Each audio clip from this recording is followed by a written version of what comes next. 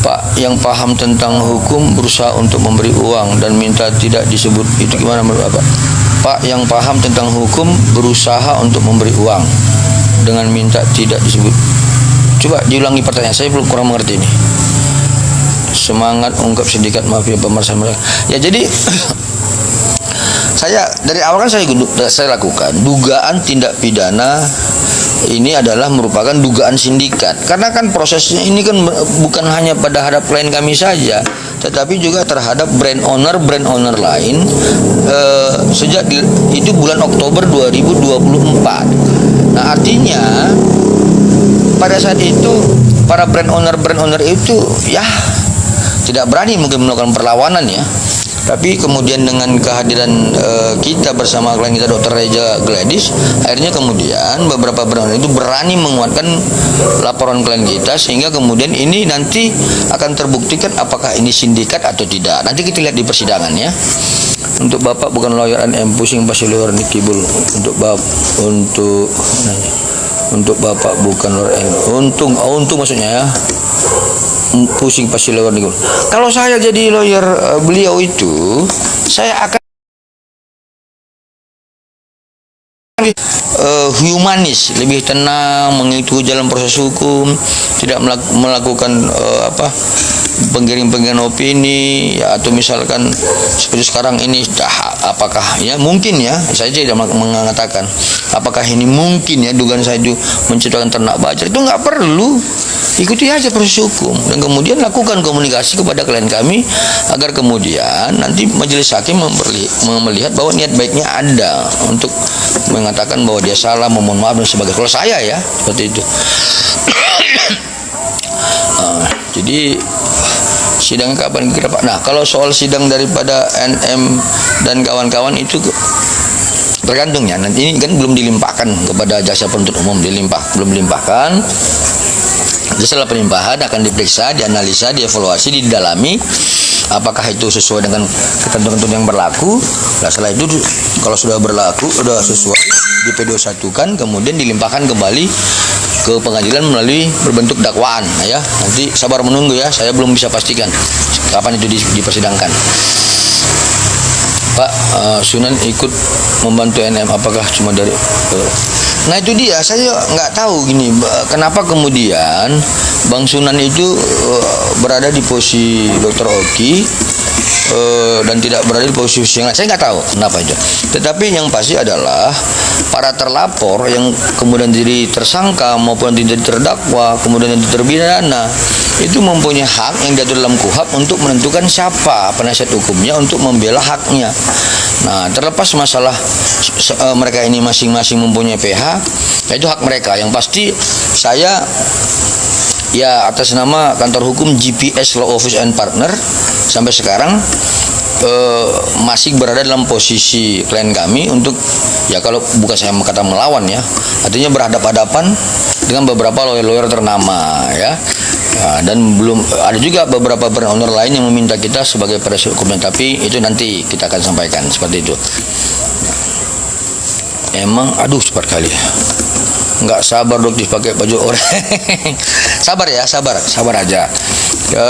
Saya ya yakin dan percaya dengan bukti permulaan yang cukup yang sudah dikantongi oleh penyidik dan kemudian laporan-laporan dari beberapa public figure di Jakarta Selatan, kemudian di Polda Metro Jaya, saya yakin bahwa Doktif akan mengenakan baju orange ya. Tapi yang lebih ya saya prihatin sebenarnya ya. Saya prihatin karena saya dengan Doktif ini berkomunikasi awal dari medsos.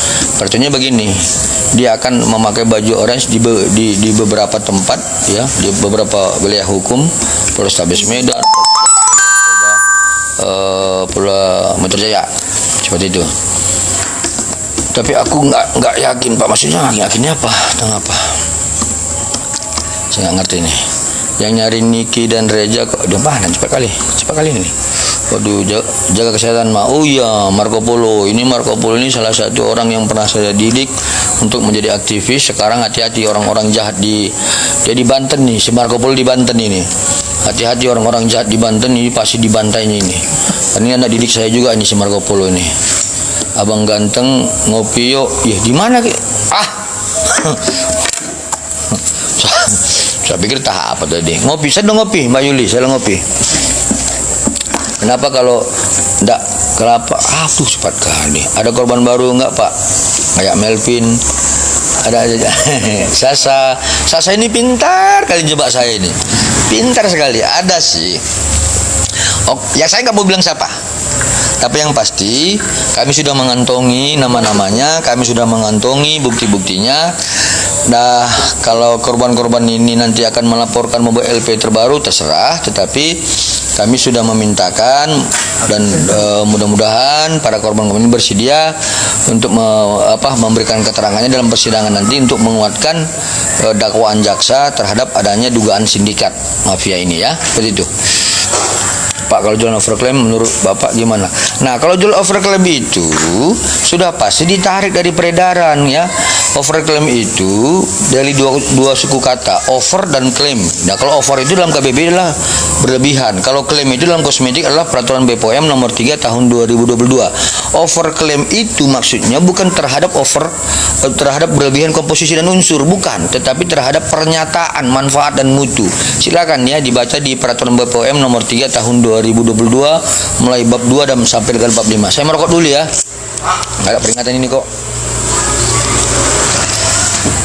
Hajar sindikat mafia, Pak. Mereka alasan saja ya itu. Jadi sebenarnya saya tidak mau menghajar penjahat itu, bukan. Saya hanya berniat adalah untuk menghentikan huru-hara ini. Supaya apa? Pernyataan narasi-narasi overclaim yang sering disampaikan oleh konduktif dan para reviewer itu tidak lagi sesat di mata masyarakat. Ini kan informasi yang sesat. Ini yang salah gitu loh. Nah, jadi saya pernah sampaikan di beberapa media, kalau para reviewer itu, para influencer itu melakukan satu review terhadap sesuatu hal yang tujuannya adalah menyelamatkan keselamatan manusia, saya sering bermohon kepada influencer itu, yuk bantu saya di Jalan Medan Brastagi itu sering longsor itu. Ya, setiap tahun memakan korban karena longsor. Itu jalan 12 kabupaten kota, 2 provinsi. Banyak sekali korban masyarakat. Bantu saya untuk memperjuangkan itu agar pemerintahan pusat dalam hal ini Menteri PUPR memperjuangkan itu, menganggarkan itu. Jadi itu baru keselamatan manusia, itu moral. Ya, kehadiran saya salah satunya di Medan adalah kembali memperjuangkan Jalan Medan Brastagi itu. Jadi jangan mereview, membuat konten overclaiman, tetapi tujuannya adalah menjatuhkan bisnis orang lain, seperti itu. Terus gimana korban dari skincare Dr. Reja itu, Pak? Silakan laporkan. Kalau ada korban dari skincare Dr. Reja, silakan laporkan. Kalau memang klien kami berbohong bahwa produk dia itu ya tidak sesuai ketentuan, ya siapapun korban boleh melapor, ya. Tapi kami tidak akan mau mempertahankan siapa saja yang melanggar ketentuan sebagaimana diatur oleh peraturan BPOM seperti itu. Kenapa RG menyerahkan uang PM kepada M?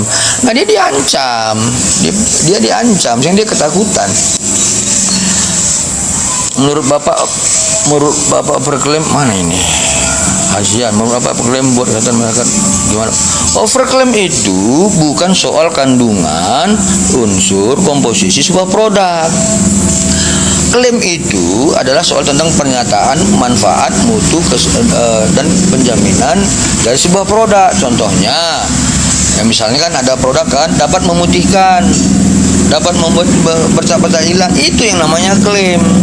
Nah, kalau soal keterangannya itu silakan dibaca dalam peraturan BPOM nomor 3 tahun 2022, itu tentang klaim. Kalau nggak salah diancam ngapain kasih, Pak? Ya, bukan soal salahnya.